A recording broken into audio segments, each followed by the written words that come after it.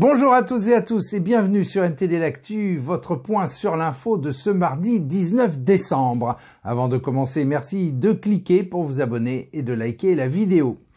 Le gouvernement envisage de dématérialiser les notices papier des médicaments en les remplaçant par des QR codes au nom de la lutte contre le changement climatique.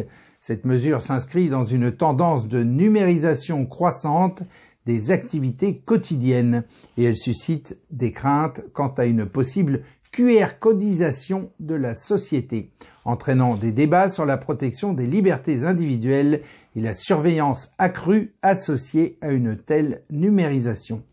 Le journaliste Alexandre Devecchio du Figaro a déclaré sur Europe 1, je cite, « L'honnête citoyen sera bientôt davantage surveillé et contrôlé que le fichier S ».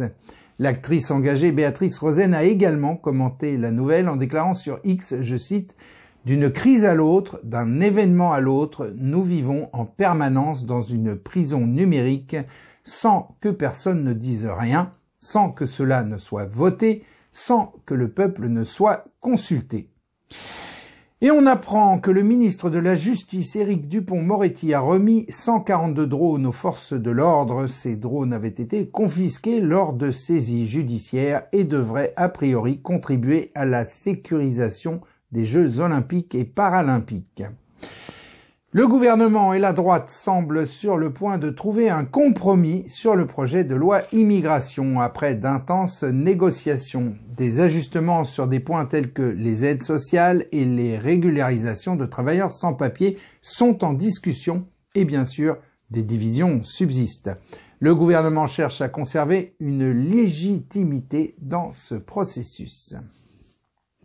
Et la ministre française des Affaires étrangères, Catherine Colonna, se rend au Liban pour prévenir une escalade entre Israël et le Hezbollah. Elle souligne l'importance de prévenir tout embrasement et met en avant le rôle que la France pourrait jouer au Liban.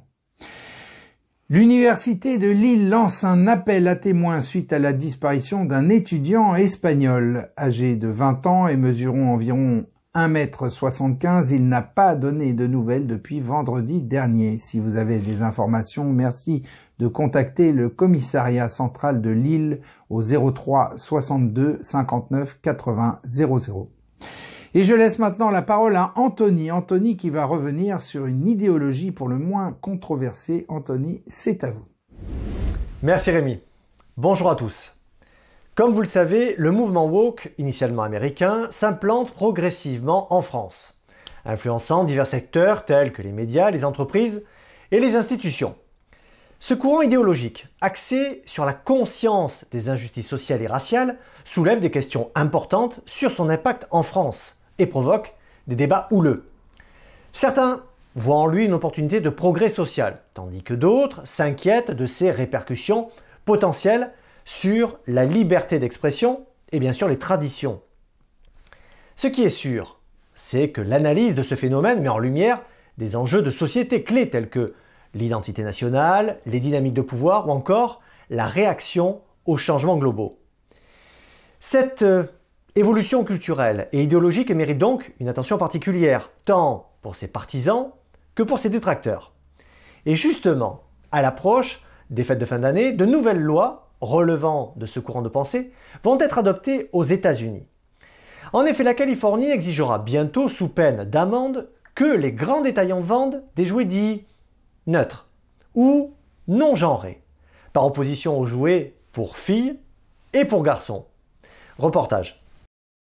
Le gouverneur Gavin Newsom a signé la loi en 2021 et elle entre en vigueur le 1er janvier. Les grands magasins californiens comptant 500 employés ou plus qui vendent des produits pour enfants sont tenus d'inclure un rayon non genré. Ceux qui ne respectent pas la loi seront condamnés à une amende pouvant aller jusqu'à 250 $ pour la première infraction et 500 $ pour les suivantes. L'auteur du projet de loi, le député Evan Lowe, a déclaré que cette décision permet aux parents et aux enfants d'avoir la liberté d'exprimer leur individualité. Mais Yvette Corcréan, candidate au sénatorial de Californie, affirme que cela va semer la confusion chez les enfants. C'est un endoctrinement. Nous ne nous exprimons pas avec nos organes génitaux et nous ne voulons surtout pas que nos enfants s'expriment avec les leurs. Cela devrait simplement être quelque chose qui n'a pas d'importance quand ils apprennent à lire, à écrire, à être gentils les uns envers les autres, à s'aimer les uns les autres. Harrison Tinsley, père d'un garçon de 4 ans, est également opposé à la nouvelle loi. C'est un gaspillage de l'argent des contribuables et il n'y a aucune raison pour que nous ne puissions pas avoir des allées séparées parce que pour la plupart, les garçons aiment les trucs de garçons, les voitures et les armes, et les filles aiment les poupées, etc. Et je sais qu'il y a des exceptions à cela et c'est tout à fait acceptable, mais essayer de rendre tout cela neutre et tout mélanger est tout simplement idiot. Les opposants soutiennent également que cela interférerait avec la liberté de l'économie de marché et constituerait un abus de pouvoir de la part du gouvernement. Mais la Fédération des consommateurs de Californie estime qu'un tel changement pourrait potentiellement contribuer à réduire les disparités de prix entre les produits destinés aux garçons et aux filles. Yvette Corcréane a ajouté: Les parents doivent arrêter d'avoir peur. Ils doivent arrêter de tout accepter sans faire de vagues. Et ils doivent jouer leur rôle de parents et assurer la protection de leurs enfants. Parce que s'ils ne le font pas, qui le fera? Et ces enfants auront très peu de chance dans la vie. La Californie est devenue le premier État du pays à adopter un projet de loi de ce type, après l'échec d'une législation similaire en 2019 et 2020. Cette initiative californienne sur la neutralité des genres dans les jouets nous amène à réfléchir sur ses conséquences à long terme. Cette initiative pourrait-elle inciter d'autres États à adopter des législations similaires? Après tout, c'est un changement qui pourrait potentiellement redéfinir les normes de l'industrie du jouet et avoir un impact significatif sur les jeunes esprits. Et si rien n'est fait, le reste des États-Unis pourrait potentiellement suivre le pas et par voie de conséquence avoir un jour des répercussions chez nous. Mais les réactions pour le moins mitigées soulèvent également des questions importantes sur l'équilibre entre l'intervention gouvernementale et la liberté du marché. Et le rôle du gouvernement dans la régulation des pratiques commerciales et le respect des libertés individuelles est aussi remis en question. En fin de compte, la réception et l'adaptation de cette loi par la société et le marché seront décisives. Comment les détaillants, les parents et les enfants eux-mêmes vont-ils répondre à ce nouveau cadre? Seul l'avenir nous le dira. Rémi, à vous l'antenne.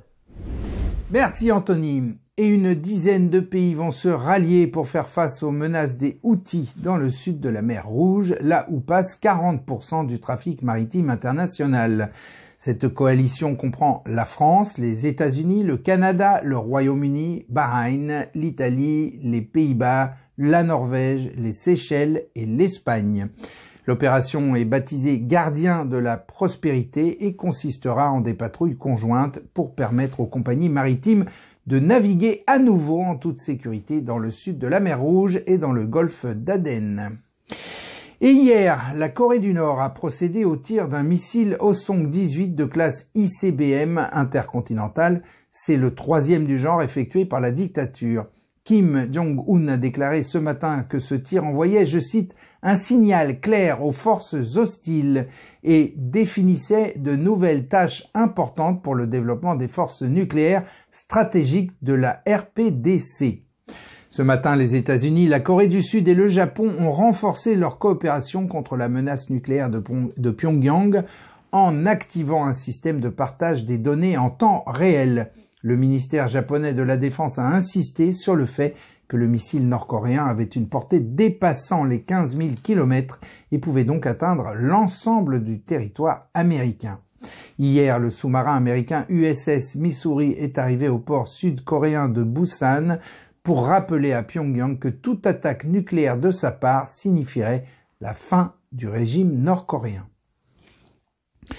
Et une éruption volcanique, la 4e en 3 ans, a débuté hier en Islande dans un secteur où l'activité sismique était très intense depuis début novembre, selon l'Institut météorologique islandais.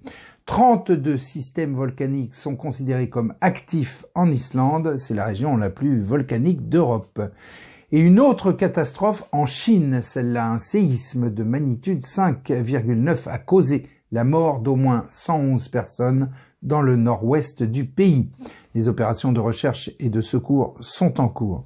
En plus de cela, les dégâts matériels sont considérables. Et on reste en Chine avec Vladia qui va nous parler un peu d'économie. Vladia, c'est à vous. Merci Rémi, bonjour à tous. Les prévisions de la Banque mondiale concernant l'économie chinoise pour l'année à venir ne sont pas bonnes. Les autorités de Pékin prennent des mesures pour rajeunir l'économie en difficulté, mais sont-elles efficaces? On va regarder ça en vitesse. Les prévisions de la Banque mondiale, donc, brossent un tableau peu reluisant de la situation en Chine. Selon les prévisions, son taux de croissance annuel devrait chuter de 4,5%. Le rapport indique que la reprise économique de la Chine reste fragile. On peut voir l'effondrement du secteur immobilier, la faible confiance des consommateurs et des niveaux d'endettement élevés.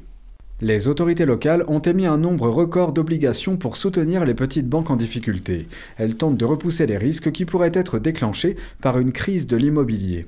D'après un calcul de CNN, et le calcul est en dollars, au moins 15 provinces ont émis des obligations spéciales d'une valeur de 29 milliards de dollars pour les banques, le total le plus élevé jamais enregistré depuis 2020.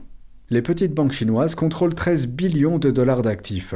Cela représente près de 30% du système financier du pays.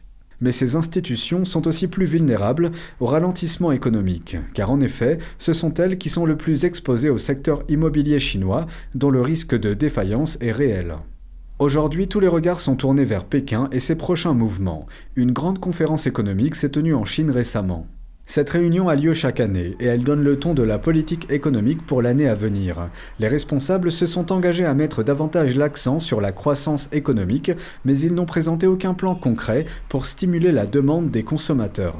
C'est pourquoi certains experts doutent que les autorités puissent tenir leurs promesses. La Russie se rapproche de la Chine dans le contexte des sanctions occidentales. Le président russe Vladimir Poutine a fait l'éloge des relations entre les deux pays jeudi. Il estime que le commerce bilatéral pourrait atteindre l'équivalent de 210,5 milliards d'euros cette année, soit plus que l'objectif de 183 milliards d'euros.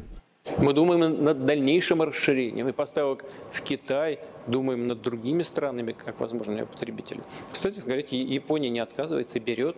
Les échanges commerciaux entre la Chine et la Russie ont augmenté de plus de 20% cette année.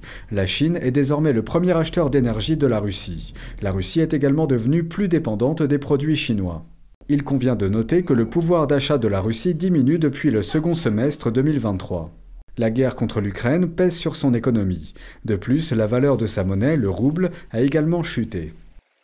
Les plaques tectoniques de l'économie mondiale s'entrechoquent, le monde change à vue d'œil, c'est impressionnant. Merci Rémi, très belle journée à tous.